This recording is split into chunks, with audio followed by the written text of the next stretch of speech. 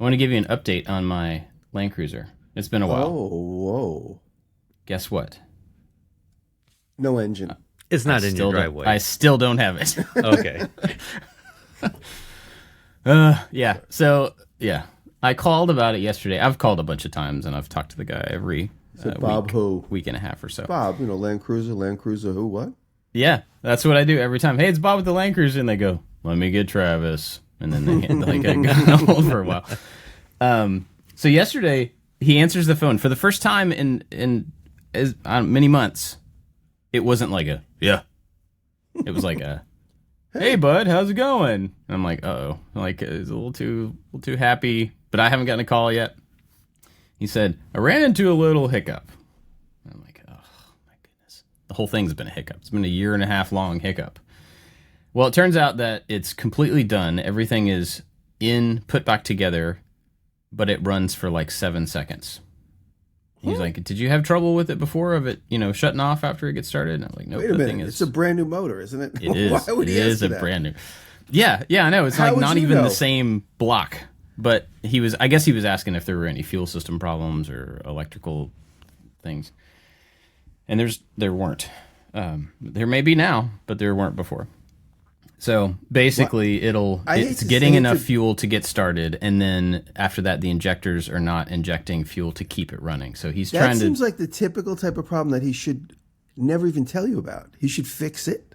Well, Get it going. I called and asked. He wasn't. Yeah. He wasn't telling me about it. I'm sure he's fixed a bunch of that type of thing along the way that I haven't known about. Right. But anyway, so it's like 99.9%. It's that, the loading screen when you're like, oh, it's almost done. And it sits on that last little bit, and you don't know why that's 0.1% takes so long. Yeah, he's going to call and be like, so I accidentally flipped your car inside out, and now we're going to have to start over. But do you have any idea how much this is going to cost? I don't. Well, I mean, I kind of do. He told me a range at the beginning, and it was really dependent on the machine shop. He told me originally that the variance in the cost was about how much the machine shop had to do. And that's been done for months now, oddly enough. So I called a couple weeks ago when I talked to the guy up front, and I'm like, man, this thing's taking a really long time in your shop on your lift. Like it was on the lift for like a month. And I'm worried about how much this is going to cost me because I know that time is very expensive. And he was like, oh no, it'll only be whatever Travis told you in the beginning. It's not going to be more than that just because it's taking us longer, which I don't understand from their perspective, but hey, I'm not going to fight that. So fingers crossed, I think it's still going to be in the range that he told me originally, which was still more than I wanted to pay, but, If you get the vehicle back next week and it is running perfectly, would you recommend this company? He's going to say yes until he gets the car back. Not for this job. I think because I've worked with them before. They have fixed things before on that vehicle like, I don't know if I ever told you about this. I had this a hole in my exhaust. There's a bung. I don't know if you know what a bung is, but there was a bung that was it's like a little attachment that rotted out. And so it was like blowing the noise of the exhaust out the pipe instead of out the muffler. It was so loud. And it was in a place where I couldn't weld it. I couldn't get my welder out there to it and everything. And I just let this thing be loud for months because I didn't know what to do about it. And I thought I was going to have to replace all this stuff. So I take it over there finally and drop it off. And the guy calls me back and he's like, I got some bad news. I'm like, oh, what is it?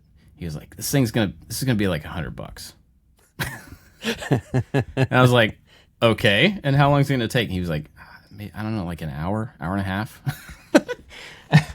And it cost $100 and took an hour and a half. I picked it up that afternoon and it was perfectly fine. So like they're good, but them having to send an engine out to another shop was a big part of it, so I don't know. I just want my car back. But so that's the update, non-update on my vehicle that nobody asked for. So how are you guys? The saga Yeah, continues. Saga. I'm good. I have so many things to do between now and Halloween Day. It's crazy. You know when you say yes to several things and then suddenly you realize you said yes to several things that all have to happen in the same 4 days? Yeah. That happened to me. My agent sent me a message. He's like, when do you think we could have this ad? And I go, I don't know, maybe next month. He goes, oh, no, it has to be in October. I was like, oh, man, I didn't read that part. I wouldn't have said yes. And so he says, see if you can make it work. If you can make it work, it's obviously a pretty decent piece of money. So I'm going to have a video out Friday for an obligation I have to do with the Maker Mob. I'm going to have a video out Saturday for this advertisement that I didn't want to do. And I'm going to have a video out Tuesday.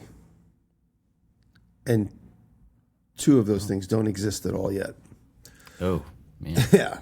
I'm going to do a door knocker, a brass casted door knocker, kind of Halloween themed. Man. Oh, boy. That's boy. been on my list. Not for this year, but I've been wanting to do that for several years. Now I have to change it, Jimmy. I'm not adept at casting brass, but I'm a little bit better at it because I've done it a few times. We got a successful bell casting a couple weekends ago. I still need to finish that video, but after 5 different attempts, 5 different techniques, we got one that works. So now I know that technique works. And doing a door knocker isn't as complicated as a bell. It's not as deep of a draft. And I'm making a boot knife for a boot video for Carolina for Halloween Day. It's kind of Halloween themed. So those things are, one doesn't exist at all when I get started, but it doesn't exist. And yeah, it's a lot to do. And on Friday, I'm putting out the video for the grave restoration. I have hours of footage of several different grave restorations with Wade Fowler, who is the grave restoration guy. He's called the Millennial Stone Cleaner. And he's putting out a video that same day of some of the different subjects we did. I'm going to focus on one that I had to bring back into the shop and work on. He wasn't around for that. So he was there in the beginning when we recovered all the parts in the ground.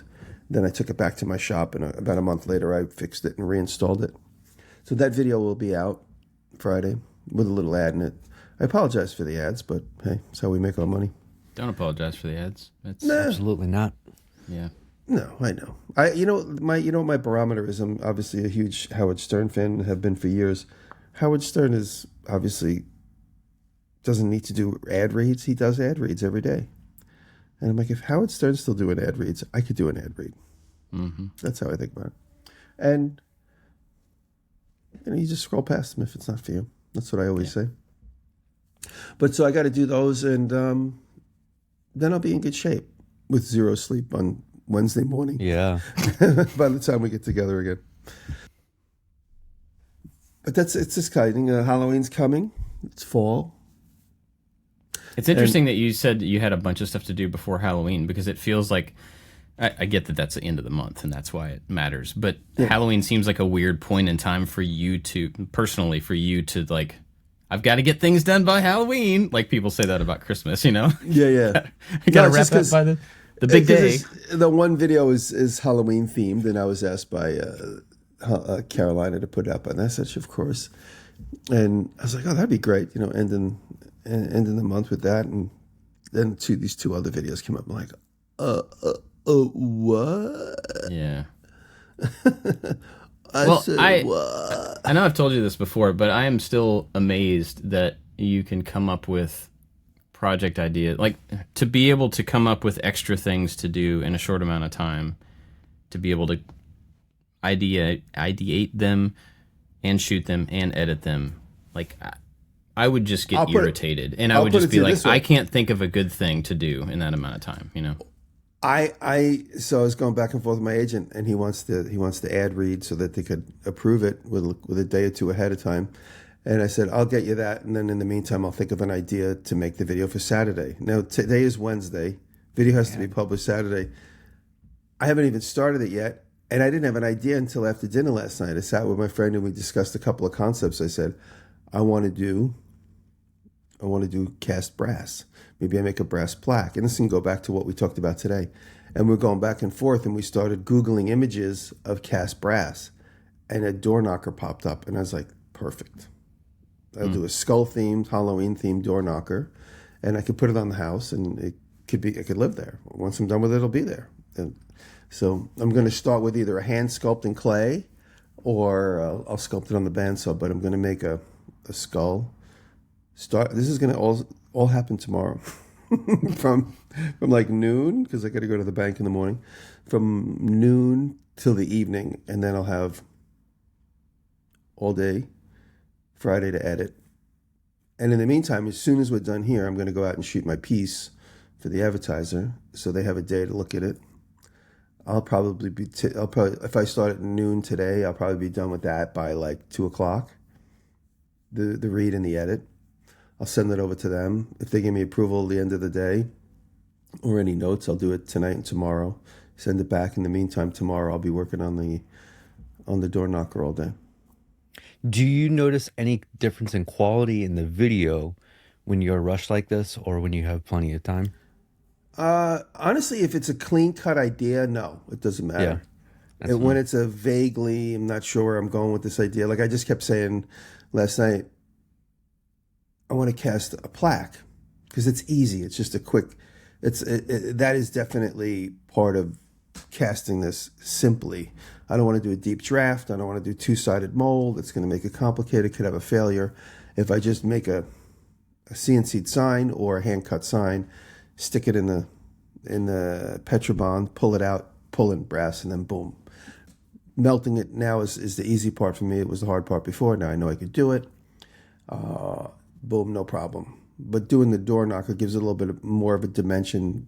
It's going to be 2 parts. I'm going to have to cast 2 parts and then assemble them. It gives it just a little bit more fodder, a little bit more screen time, and a little bit more problem solving.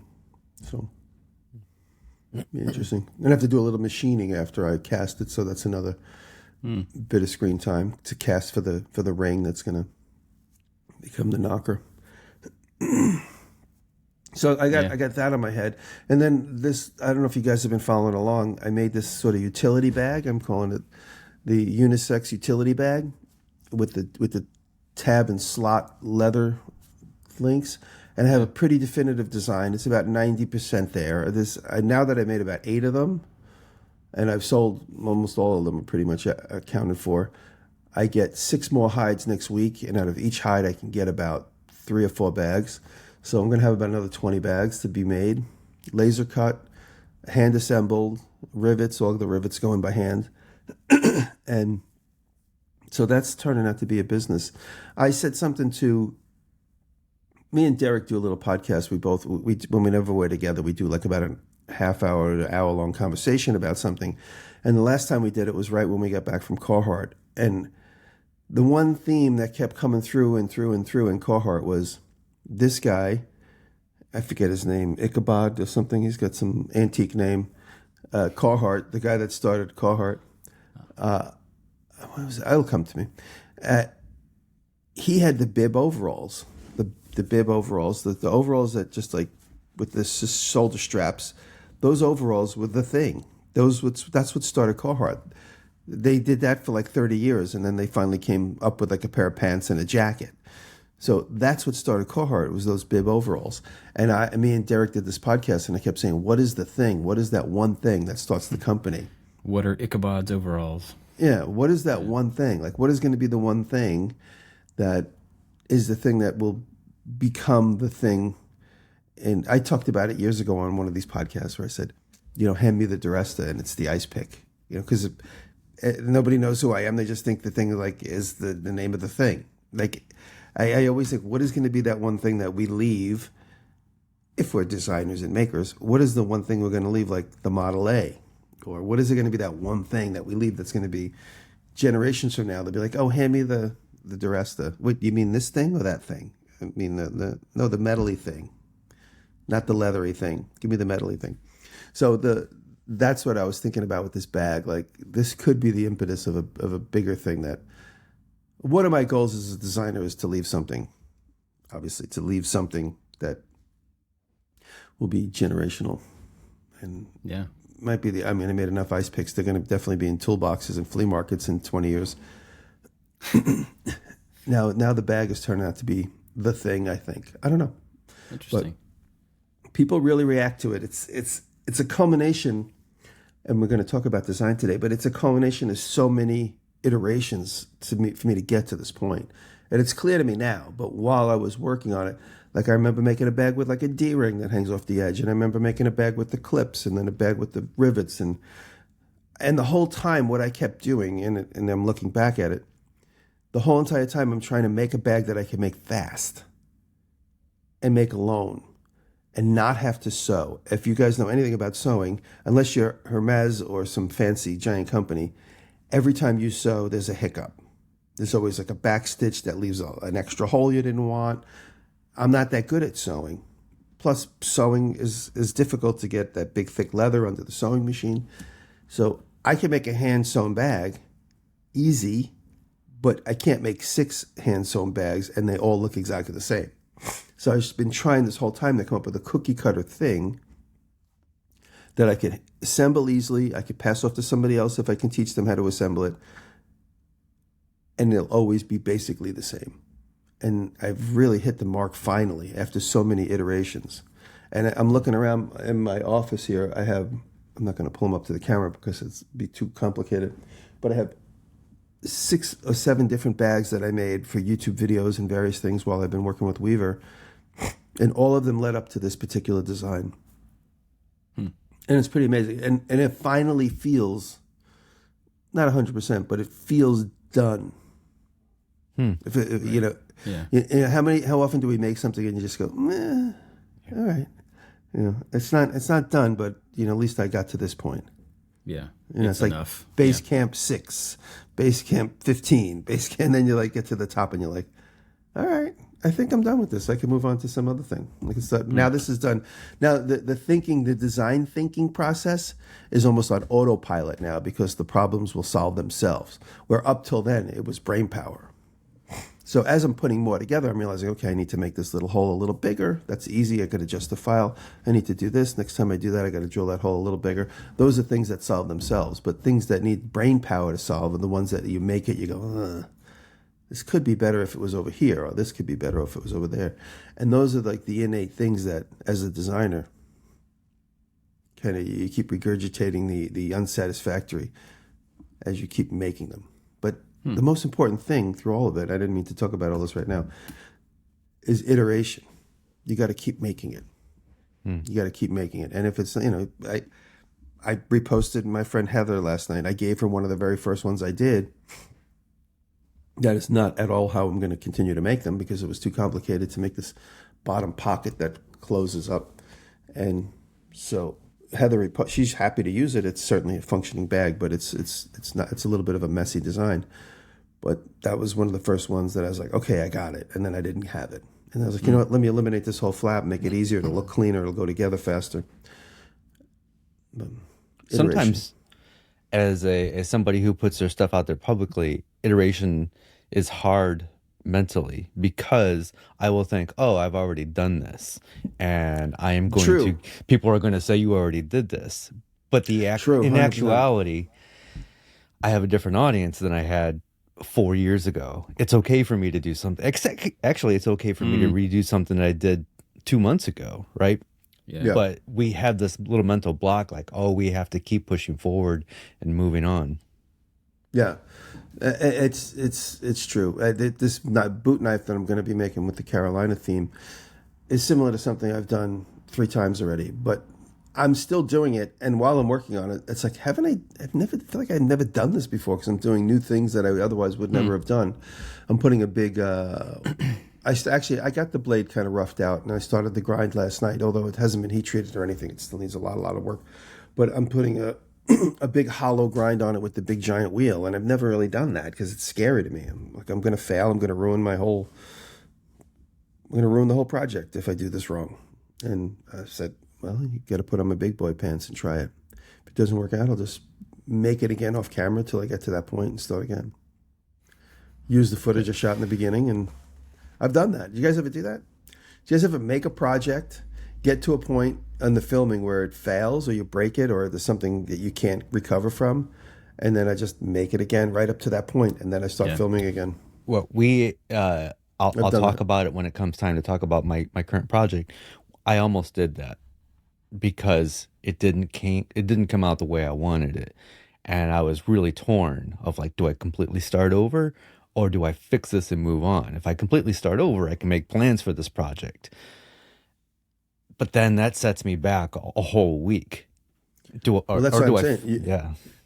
You could keep everything you shot up to then and go, oh, you do like the old movie theme where it's like you hear the brakes screech and it's like, this is where we had a problem. Like you come on the voiceover and then you go into a new direction. Yeah. I've done that a couple of times. In fact, the video that's coming out this week is replacing a big cabinet thing that was in the shop simply because I made the cabinet the wrong size.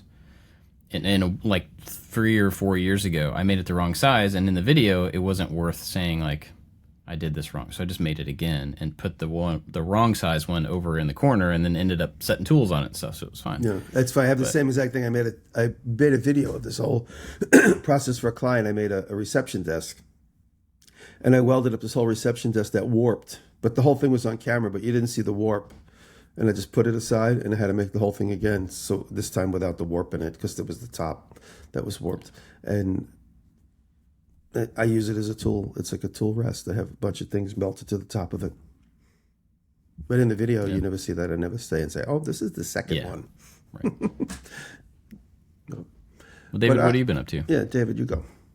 So sometimes I'm embarrassed to say that I'm still working on the same project that I've been working on for 3 weeks.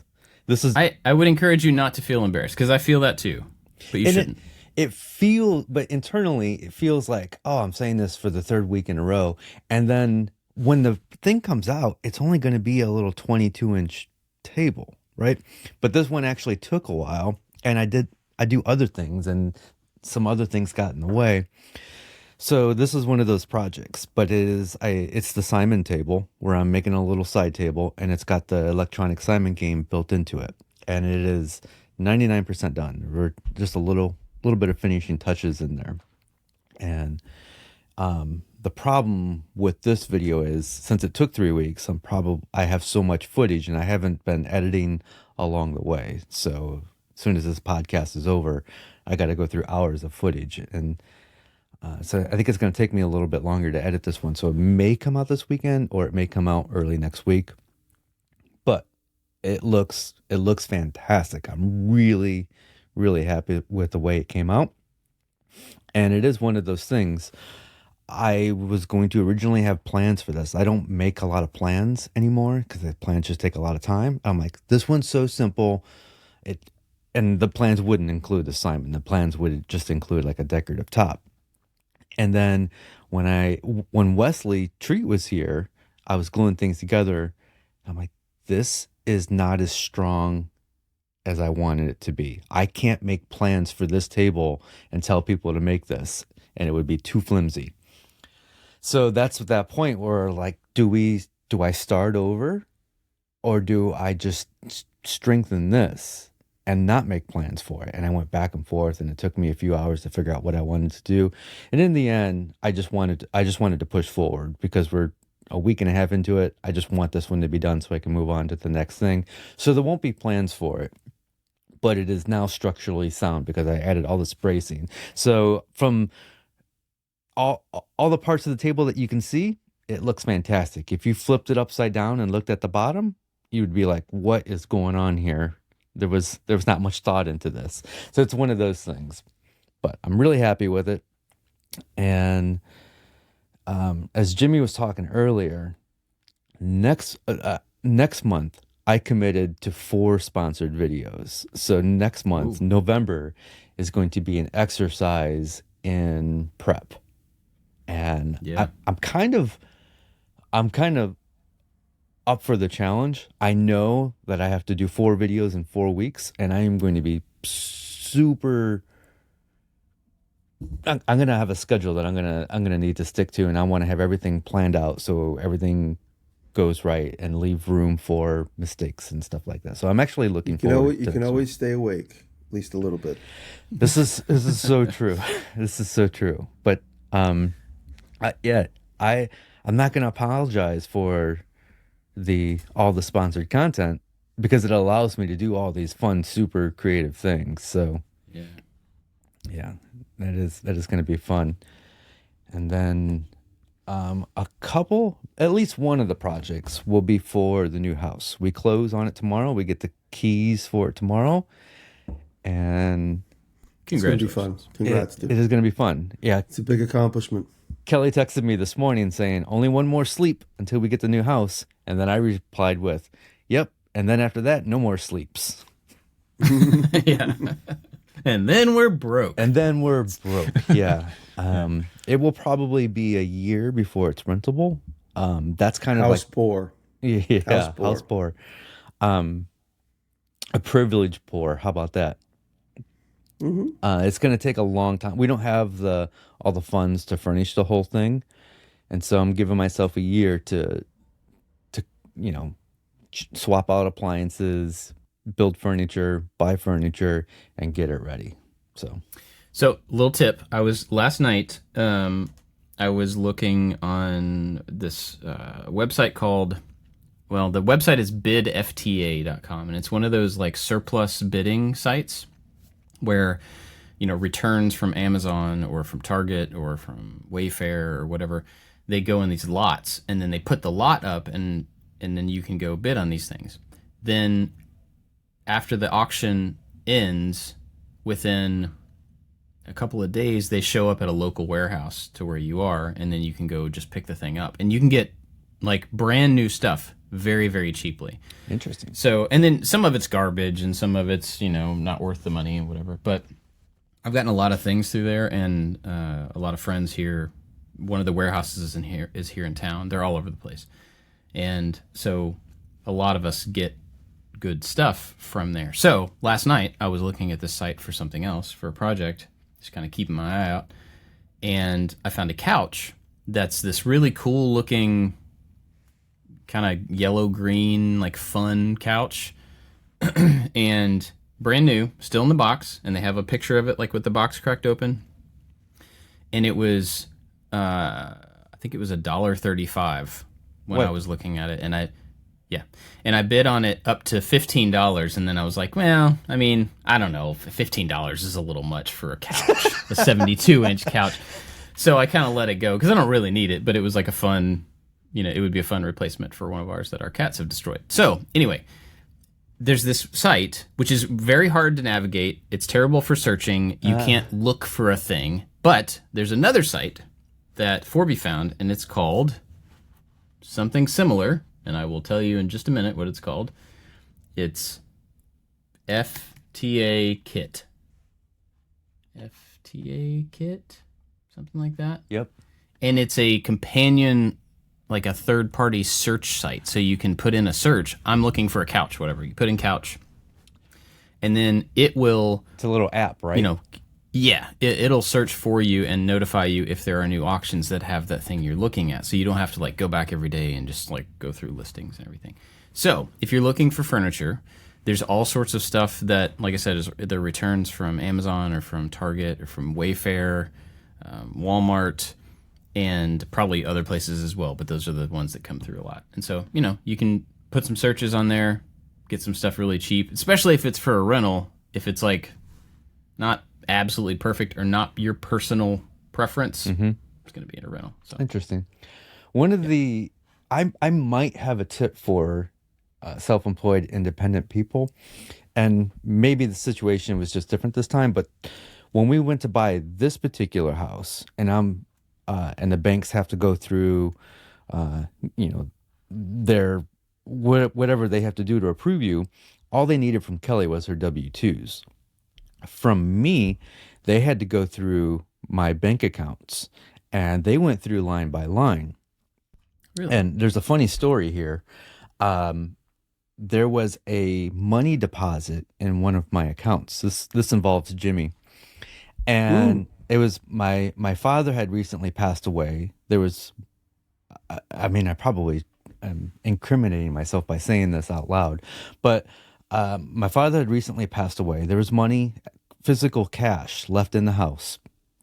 And I took that and I just deposited that into my account, is what people do.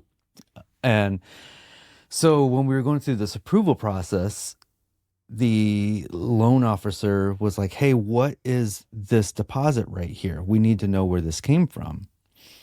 Drugs. Yeah. And so you can't just say it's found money. There has to be a trail. So for there to be a trail, then I have to go through the lawyer that's handling the estate, and they have to do a whole thing. And it was a whole thing. So instead, I said, Jimmy, here's my laser cutter that I don't need anymore. I'm going to give you this.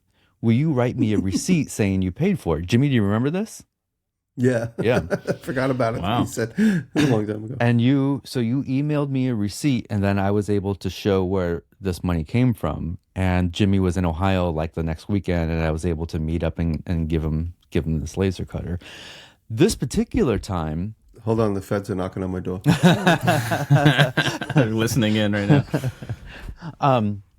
so this particular time, the bank is asking, hey, where is the deposit? Where is the closing costs coming from? And I gave them my money market account, which there are very few transactions in that particular account.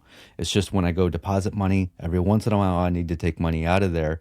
And so this time in the approval process, I'm like, yep, it's coming from the money market. And they had no questions at all, because there's like at most like 20 transactions a year. So if you were independent, maybe that's a way to go, so the bank is not going through every single one of your transactions asking you questions and stuff. Interesting. It was Yeah. a much easier process this time. I wonder if that's dependent on like just how the bank does it as well, because it's a different situation, I guess. But when we bought the building, it's a corporate purchase, but it's still, everything comes back to me personally. So I had to submit tax returns for multiple years, but I don't think there were bank account things. Not that I remember anyway, because that would have been a huge pain, but I think I would have remembered that. But so it could be dependent on the bank too, but it could have just been a different situation. Cool. So I wanted to talk about design this week, unless you guys have anything else. I'm really looking forward to this, because this is what I went to school for. I was very passionate about this. But are you working on anything? Oh, yes, but I don't want to talk about it. Okay. Yeah, I mean, I'm working on it's weird. So I'm in a spot where, our team changed a while back, and I talked about that. And one of the things coming out of that change, everybody's doing well, by the way. Josh and Anthony and Megan are all doing well. One of the things that came out of that was us trying to loosen up the schedule a little bit and do a little bit fewer videos every month, so that I have a little bit more time to, to work on them and not feel so rushed, and to make them better and stuff. And even with that opening up, there's still this weird block of, it still feels full. It's a different kind of full, but still feels like we're up against just not enough time. I think we need another editor. I think that's what it is. I think I'm asking too much of Forby to try to keep up with all the different things that I want to accomplish. So I think that's part of it, and I got to figure that out. But trying to do slightly bigger projects in more time is basically the same as doing smaller projects in small time. There's just more at stake because they take longer. So that's where I'm at right now, is I'm working on something that I was hoping to get done in the next couple of weeks, and I probably could, but I think I'm going to have to switch gears and kind of do something smaller, which is why I was talking, Jimmy, about you being able to like come up with an idea and just shoot it and be done.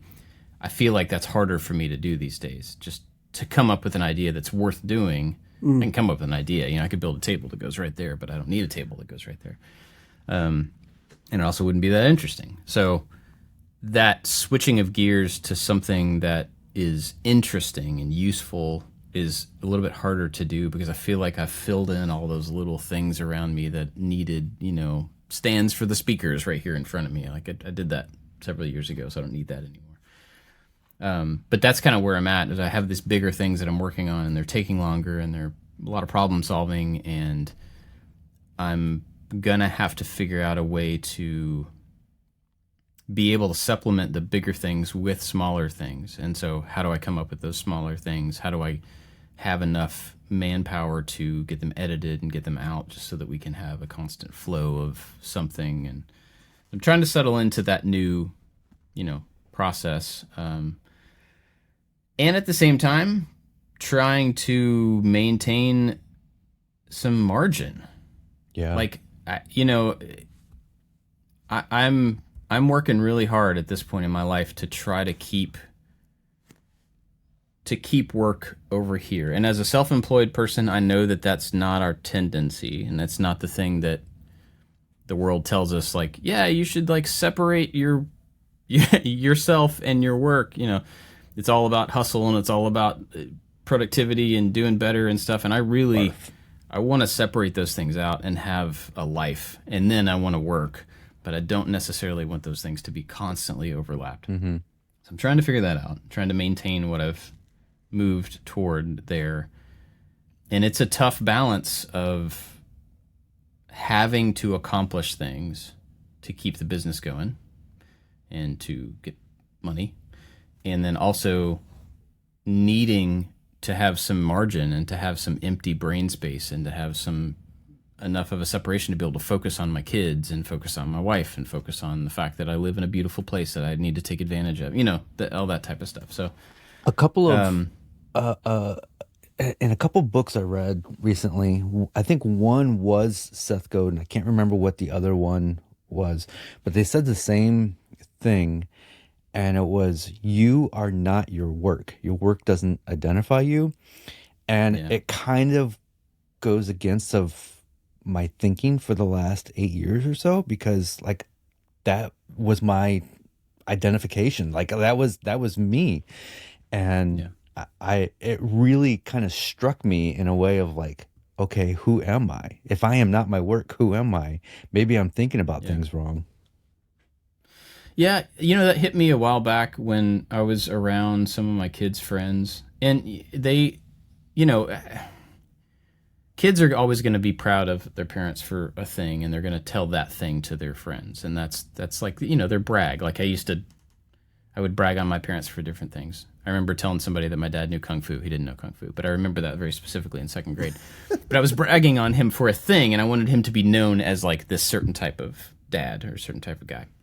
So my kids have told their friends that I'm a YouTuber, which I'm not a fan of that title anyway. But one time we were with a group of these kids at a soccer game or something, and this kid walked by and was like, "Hey, he's a YouTuber," and they're like, "Oh, cool." And when I walked away from them, I'm like, no, I mean, I guess I am, but that's not all I am. But that group of kids, that generation of people that are tangential to my life, they know me as that one thing. I'm like, but there's a lot more happening, and I don't know that I want that to be the thing that gets described about me to the people that I come in contact with for the first time. Like, I don't want that to be the business card. And so it kind of started, that thing that you're talking about there, it kind of started separating that out a little bit for me. Is like, I don't want to be known as that to new people. I want to be known as the dad of these kids, the husband of this wife, the one who's a problem solver, who's a musician. Nobody knows me as a musician anymore, but that used to be the thing that everybody knew me by, Mm-hmm. So I'm trying to find some of that stuff again in life. But the trade-off there is, by finding those things, you invest less of yourself into the work that pays bills. And so there's this weird kind of like spinning plates thing where you want to be you, but you also have to pay for things, and you have to keep it all, And so it's interesting hearing you talk about the leather bag as yet another offshoot of a thing that could exist outside of your video, outside of your weekly, monthly production. Is just another thing that you're putting into the world that can supplement. And I think having products and having those physical things that are not your personality, that are not your camera presence, those things buy you time. They buy you space to be you and not YouTube you. And I was not planning on talking about this, but that's a thing that I've been like actively trying to figure out for a couple of years now. And in the last 6 months or so, it's really come to a head to where I've got to find a way to be me and to have a job. Those two things have to be able to exist. Otherwise, I don't know how this will work any longer. So in the moment right now, trying to do a project that is fun, that is interesting, that is very possibly not going to hit with viewers. I don't know, but I'm trying to figure out a way to do that at my own pace and still pay bills and still have, all that stuff. So that's how I'm doing, since you were asking. Yeah, wow. Yeah. 40 minutes in. Maybe we should save this subject for next week. We should save the design thing for next week. This podcast is therapy for us. Absolutely. It absolutely is. Yeah, Bob, I was thinking about that the other. I was going to say, are you deriving joy from these projects that won't hit with the audience? We talked about this, but with the cardboard one, are you feeling more in that place that you feel like you're missing? I mean, that stuff, I had a blast doing those 2 videos. And this one that I'm working on now it's totally different, but it's very experimental. It's motors and 3D printing, and I'm trying to figure out some physics, and it's like a totally different set of stuff. And I would love to just turn off the camera and just figure it out and just play with it and iterate and make it better and then do the thing. But it wouldn't end up as a thing that could exist without video. It's not a thing I could sell. It's not like that. Right. But yeah, I had a blast doing those 2 projects. They felt fun, and they felt like silly, and I love to be productive and additive to the world. I love to add things that are useful for people. But man, adding some joy, adding some fun is a different set of valuable. It's a totally different kind of good that you can add into what viewers see. It's just not quite as, for me, for the way that I do it, I guess the way that I make videos, it's not the thing that's going to grab attention, which is kind of the name of the game here. Mm-hmm. So it's found a lot of joy in it, but I'm not sure what to do with that, So maybe we do save the design thing, because I had another thought. Okay. That I kind of wanted to pull up that's attached to this. So I was watching this channel. Let me find this guy's channel. I'll put it in the show notes. It's a guy that I've seen before. He used to work at YouTube, and his name is Matt Galen. Something. Matt Koval. Oh. Yeah. The channel's called Creator Dynamics. Not a huge channel. He has less than 7,000 subscribers, but I've known the guy he was a comedy creator years ago. He worked at YouTube. He was the first creator liaison at YouTube. And so I stumbled across one of his videos again, started watching it. And lots of good creator-focused, videos about how to continue to do it and how to do it well and stuff. Good videos. But one of them was about isolation. I think that was what it was called. Yeah, creator isolation. It's the quiet killer of YouTube channels. Now, if you are a video creator, YouTube specifically, be careful watching these videos, because one of them hit me pretty hard, and I was like, oh, well, this is over. Because he talked about the lifespan of creators on YouTube, and he went back to when this is all connected, so hang with me. He went back to when he was on YouTube, and he showed a graph of his performance, and the channel grew, and it went up, and then it just tailed down. And then he said, now keep that graph on screen in Google Trends and go to another generation of creator and search for them. Same pattern. 10 years later, another creator, the same pattern. And it's a 6 or 7 year rise and long fall, a decline of views and activity and all this stuff. Granted, this is a search, so it's not a complete picture of things. But I watched that, and then I went, I should probably search myself just to see what and I did, and the peak was a long time ago. Yeah, And I always say I peaked in 2017, 2018. So, but feel actually seeing the data, I know that I've known that it was before, but to see that long decline and then to go but I'm still working. I'm still probably working harder than I've worked before. And to see that, it was a little bit depressing, but also like kind of not as isolating, because then I go, oh, wait, this happens to everybody. This isn't just me. This isn't because I'm bad at it. This isn't because there's an appetite, there's a season, there's a, these things that move in and out. I want to show you something. Since we're doing video, I'll show you this. Okay. See that? That's my lifetime. My lifetime video views. I can't read it backwards. I don't know what it says. But you see that peak right there? Mm-hmm. Yeah. I got 15 million views in 1 month in May. Really? This year. I don't know why. I didn't do anything. Had nothing to do with the Netflix show. There was just a weird scramble surge to my channel. And that's when I broke 2 million. I added like 30,000, 40,000 subscribers that month. And wow. Just to give you guys hope. Yeah. I don't know how to capture it. I don't know what I did Sure. to get it. But Adam noticed it. Adam does my back room, and Adam, he goes, "Do you realize what's going on this month on your channel?" I was like, "Not really." So I opened up. He said, and every day we were getting like 250,000 views a day, which is unlike my channel. Like every 24 hours, I was getting like another 250,000 views, and for the whole month of May, it was just exploding. So that gives me hope that we could somehow recapture something in a bottle. Well, I did nothing. It was there was no one particular video that went viral. It was just the whole channel went crazy. So yeah, I'm not trying to like just take it down. You're right. There is hope. And the thing that I got to from this video of his, I watched it. I searched my name. I looked at my graph, and I was like, well, crap. Like, this is not good. But he goes on to say that one of the reasons that happens is because as creators, we start doing a thing. That thing is successful. It builds a channel. And then because of, consumer appetite, or because of topic stuff, or just changing in formats and whatever, that thing that we were doing that was successful becomes not as interesting to people. And so you start having that drop off. And as soon as he said this, I felt it very deeply. What we do as that drop off starts to happen is we say, well, the thing that I did that got me there, so I should do it harder. I should do it better.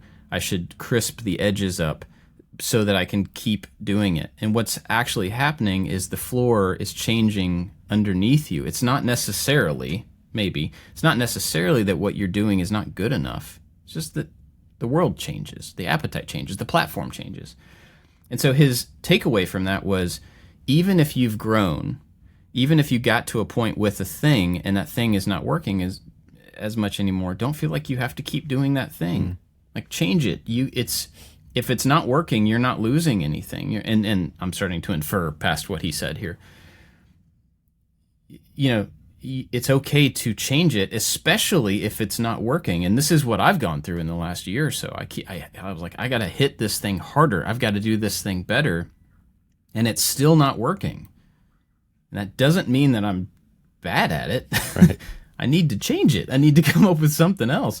And so, to wrap all the way back around to what I said before, I'm at a point now where I'm starting to think about maybe just doing project videos about things that I care about is not enough. Maybe there's something else that I can do on this channel or on another channel that is easier, it's faster, still valuable, still does something, still is worthwhile, but totally different, as a way to supplement. It can be my leather bag to supplement the things that I actually want to do that are not going to make money because they're just fun and they're not broad enough and stuff. So go ahead, Dave. this is the conversation that goes on in my head all the time.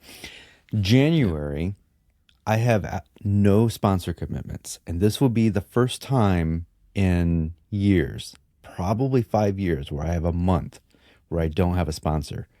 This is at a very crucial time where we just bought a second house. And so I don't want to say my idea here on the main show, because I don't want a bunch of feedback, because this is a thing that I want to experiment with. But I'm thinking about trying something completely different in January, because there's no commitments. And I know that it's not going to work right away, but it could potentially pay off. And so I'm going to tease it now, and then we can discuss it in the after show of what I'm thinking. But I'm terrified, but I'm also super excited because there's no sponsors in January. This is the kick in the butt that I need to come up with better ideas and push myself forward. I think for me, that situation right there, where you've got an idea, you've got a thing you want to try, and it has to kind of replace, kind of be in addition to what you're already doing, because it's new and you're testing it or whatever.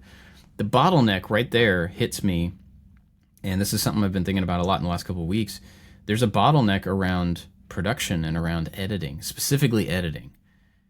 Like if you want to do something new, like right now, I just don't have the qualified hands to edit new things. Imagine, I'm not saying I'm doing this, but imagine I said, I want to start another channel right now that's reviews. I'm going to start reviewing 3D printers or tools or whatever. I could shoot those. I could go sit down. I'm confident enough in myself that I could go sit down with a 3D printer, play with it in front of a camera for a while, understand how well it works, and then make a review out of it. And probably make it fun and engaging and worthwhile and stuff.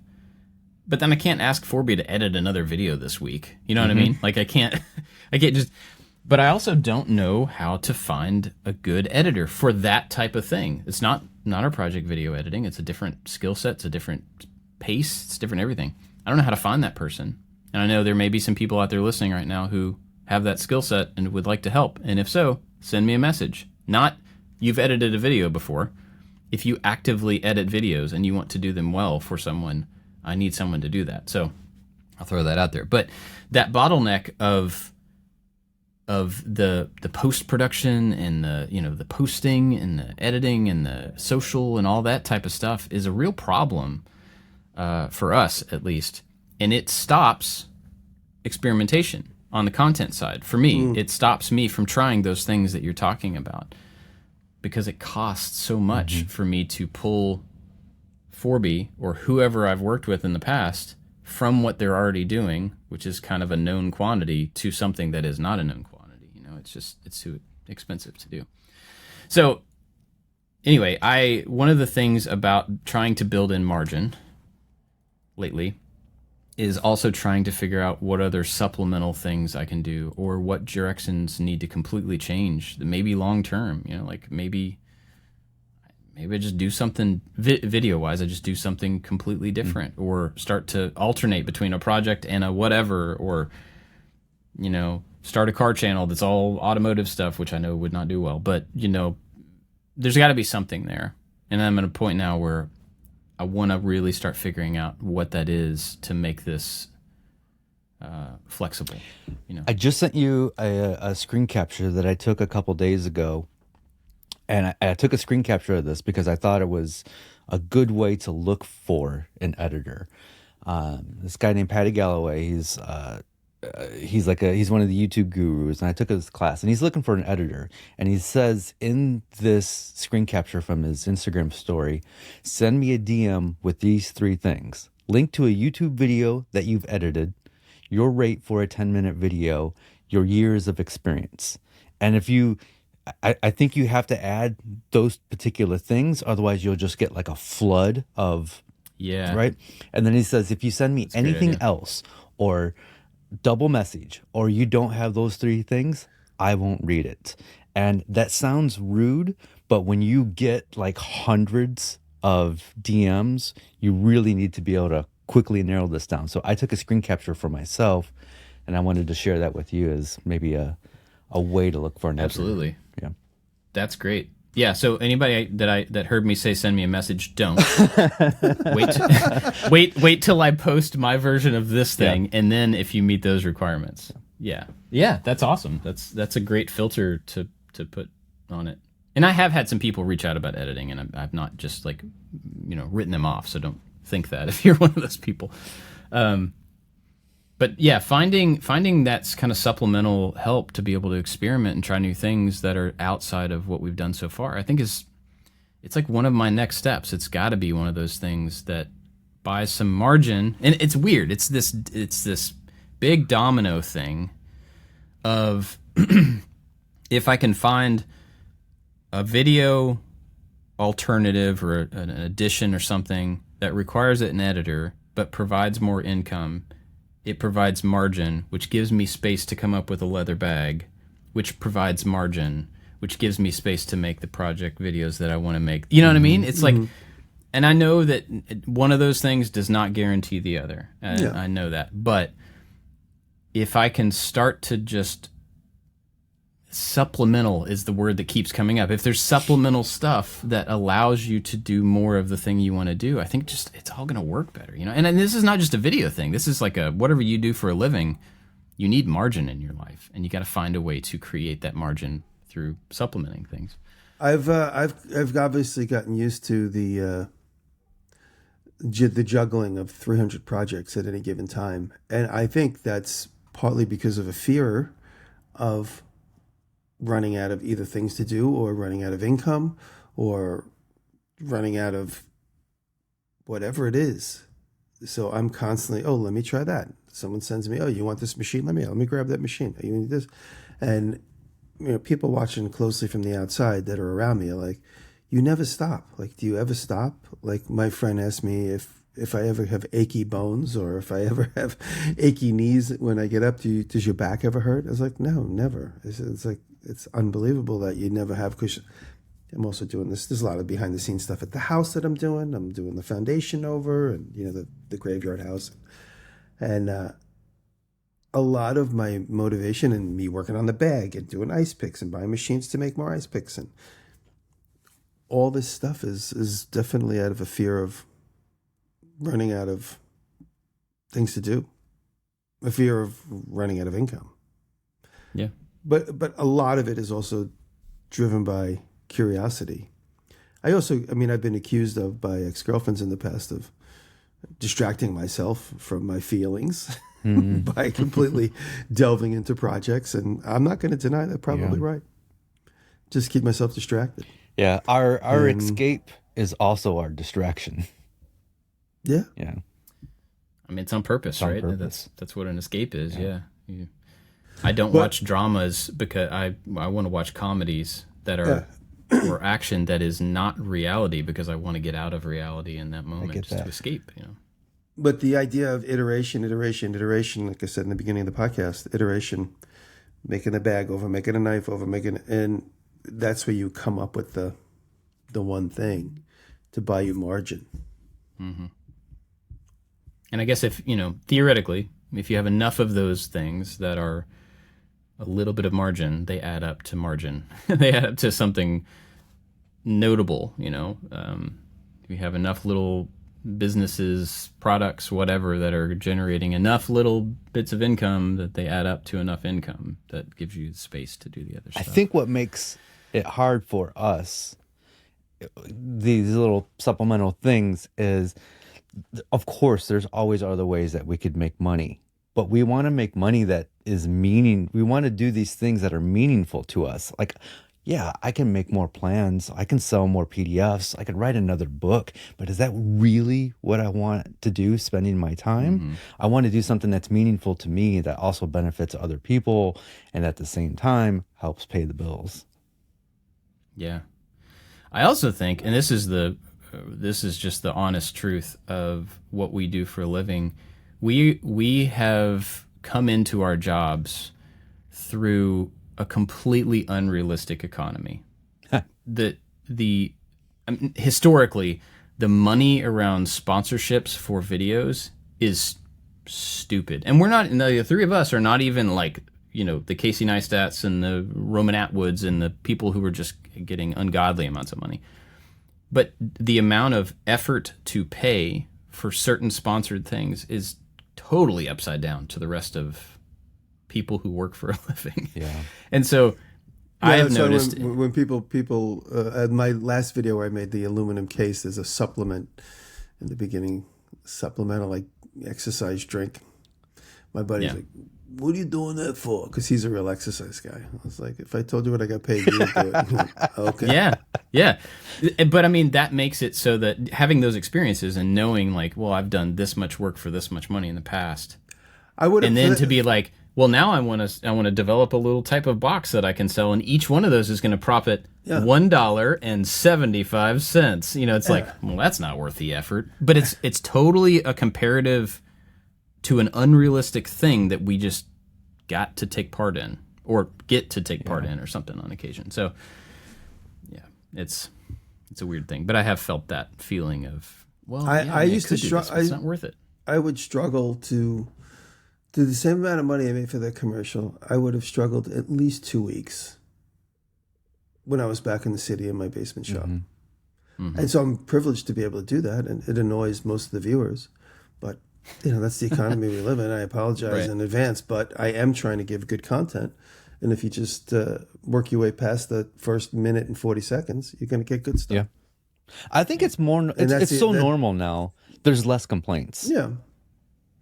Yeah. I mean, it's for sure. It's like, hey, the guy's making a living. I think people understand that a little bit more now. Yeah. That it's just how we pay for stuff, you know. Well, I totally derailed our conversation, so sorry. Yeah, that was for that. Maybe I always feel better after those conversations. It's because some of the struggles that I have feel so unique to me. And it's just, sometimes it's nice to hear like, oh yeah, there's other people who have some of the same little mental struggles. And then we get to talk about it publicly. Right. And through all this iteration and everything, I'm just trying to reinvent myself constantly. All the time. Just trying to reinvent myself all the time. And that, you know, reinventing yourself is just taking bigger chances and bigger failures. But whatever. You know, like I did those jeans a couple of years ago. I went through so much behind the scenes pain and agony with my business partner, with my partner on the design process. I said, as soon as that last one is mailed out, I will never do this again. But I thought for a minute that I was going to get a licensing deal with somebody. And so I did all that pain and suffering to try and get a licensing deal. It didn't happen, and that's fine. Now I know that's not what I want to do. But when it comes to giving something bespoke and custom made, now I can't,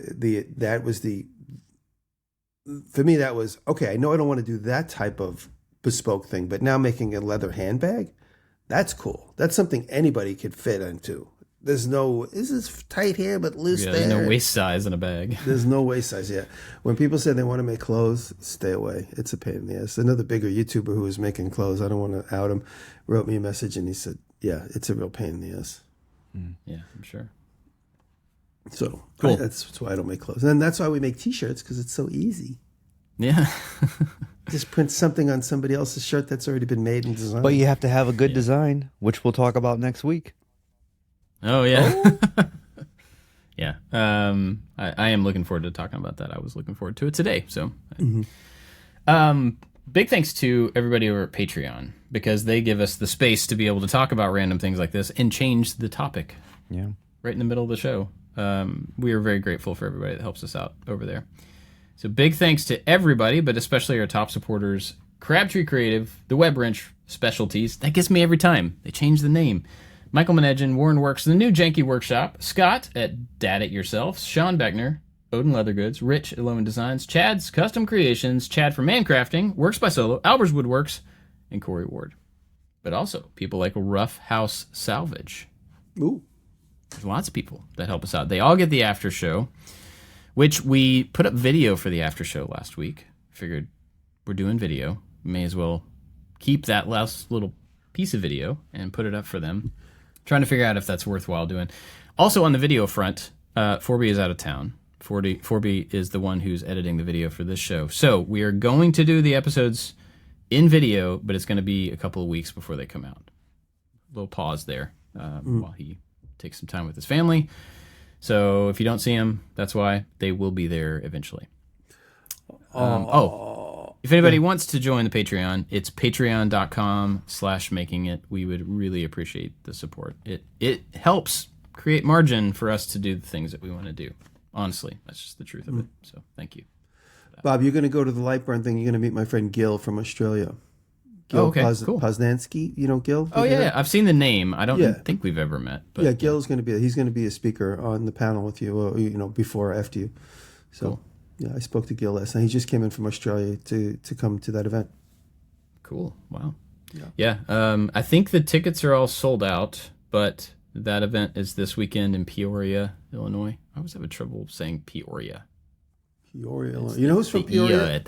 You know who's from Peoria, Illinois? I don't. Richard Pryor, the comedian. There you go. Get out of here. Mm-hmm. All right, what do you guys have to recommend? While we were talking, out of curiosity, if you watch the video, you can probably see it scrolling in my glasses. I looked up the King of Random to see if the King of Random was still a channel. Mm-hmm. And it still is a channel. And we all talk about not getting views. The King of Random, all the views for the last year are like not more than 50,000 views. There's a new host. I don't know if it has anything to do with the new host. I don't know who the new host is, but I noticed a new person. For about a year and a half ago, they changed it to a new person. And so talk about keeping at it. They're keeping at it. But the last maybe 30 videos, nothing's over 60,000 views. Which is crazy because the King of Random was like the biggest channel in the teens. When we were in the teens, that was it. Like if every video was millions of views. So obviously they went through some major series changes. We all know what happened, but it's still there. They're still at it. You looking it up? No, I know. Yeah. Yeah. So I don't know. Go check out the King of Random. I mean, the content still looks like it's interesting and fun. Mm-hmm. It just did that arc like you were talking about. So that's my recommendation. I haven't looked at it in a while, but it was a big deal for all of us when it was rocking and rolling. It was definitely it was like one of those like rising tides rise all boats kind of thing. And the King of Random was a big deal. I think it was a big foundational thing for all of us. Absolutely. Cool. What you got, David? I was struggling up until a second ago to come up with something, but I have something that's really good, and we probably have mentioned them before, but it's this guy. His channel is called USSA Woodworking Plus 3D Printing. Are you familiar with this channel at all? So This guy is a 3D printing master, and he will 3D print all these jigs, but they're not just like, I'm going to 3D print a square. He is making some complicated jigs through 3D printing. And I've always been fascinated by that. And he came up with, he did this Kickstarter or one of those crowdfunding places for a router jig. And I just got it. And so I backed it months ago. And then this package arrived on Monday. I'm like, I don't remember ordering anything. I opened it up and I was like, oh yeah, I forgot I ordered this thing like a year ago. This router jig is insanely well made. It's not 3D printed, but he went through all the different iterations through 3D printing and then had this thing manufactured, and it is packaged so well. Comes with a beautiful case and all the parts are just perfectly machined, and it is a thing of beauty. I haven't used it yet because it's so complicated. I have to watch a video on how to use it and all the different things that it can do. But it's a perfect way to end this podcast talking about iteration and all the processes that you go through to then finally get to a point where you have a physical product that you can be proud of and that looks beautiful and could have an impact on the woodworking industry. So. Yeah, USSA. I mean, I'm watching the preview of that video. That thing is pretty wild. Huh. And okay, so I'm looking at his channel and looking at the views on his videos. Anytime, and this is proof to me that I'm wrong, okay? Because anytime that I think people are not interested in the weird crossover things that I am interested in woodworking and 3D printing, if I say that can't garner enough views to be worthwhile, I am dead wrong. Because looking at this guy's videos, he made a bench for makers out of aluminum extrusion. I have not watched the video. I'm looking at the thumbnail. 847,000 views from 5 months ago.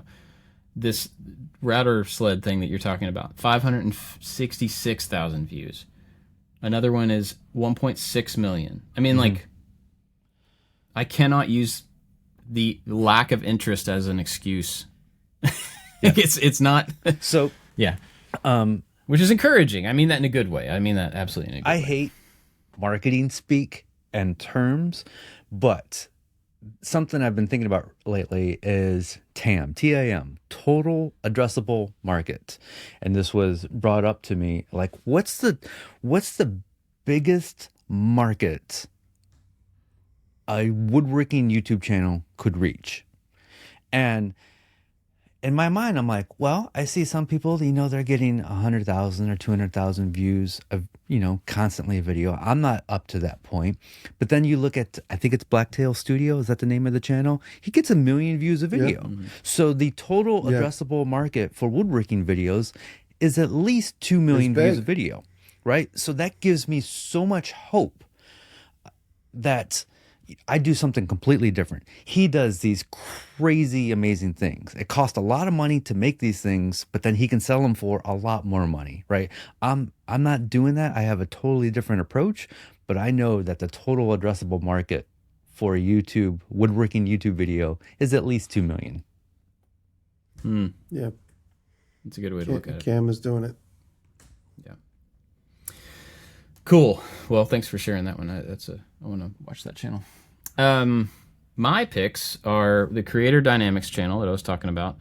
I think he's got some just really good, helpful stuff. And he's been in YouTube, like worked at YouTube for a long time. So I think he has a lot of insight there. Plus he's a creator, so he has like the experience of it. The other thing is totally different, but I ran across this random video about unreleased Star Wars toys. And it was, so basically after the initial 3 movies came out, Kenner still wanted to make more toys, but there wasn't any more Star Wars. So and there's a reason that this is interesting other than just that it's Star Wars.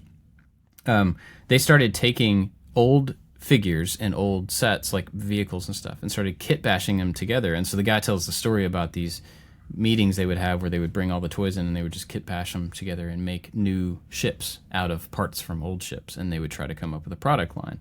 And so they tried to build this whole product line of stuff that didn't exist. They wrote new stories. This is Kenner, not Lucasfilm. They wrote these stories, came up with new characters, and then they took it to Lucasfilm and said, here's a whole new thing that we can make toys about. And they were like, no, we're good. And so none of these things ever got made. Don't ever come here again. But the cool thing was that it was like taking old things and remixing them as a way to come up with new products and new toys and new ideas. And, you can look at them, if you know Star Wars at all, you look at them and you're like, oh, well, yeah, they took this one and they cut them half and they glued them together. Like, it's not really that interesting. But they also reused sculpts of arms and bodies, and then they would sculpt a new head for a character just to make a new character or whatever. And so it was kind of interesting just to see maybe what's really common in the toy industry. I have no idea, but to see not them doing the work, but see the output of those. I think that most sessions. likely, in my professional opinion, I think it most likely was before they realized the impact of licensing. They just saw products going off the shelf and it's like, kids don't care what it is. Just make more. I could just imagine some old school, make another, who cares? They already bought these 5, make 5 more. Who cares? It doesn't have to have a storyline. But obviously it does, because people buy into the character, they buy into the culture of the character and the culture of the film, whatever it is. And to have one that's random, will set the kid off, be like, what is this? It's a building that's a robot? I don't understand. It doesn't make any sense. It's a deep cut. But it's an interesting video, if anybody cares about that stuff. Cool. You guys got anything else for this week? Wow. An hour and 13 minutes. Yeah. Goodness gracious. Cool. We're going to go do the after show. Thanks for listening, everybody. Thank you. We'll see you next time. That was a yawn for people who are not watching video.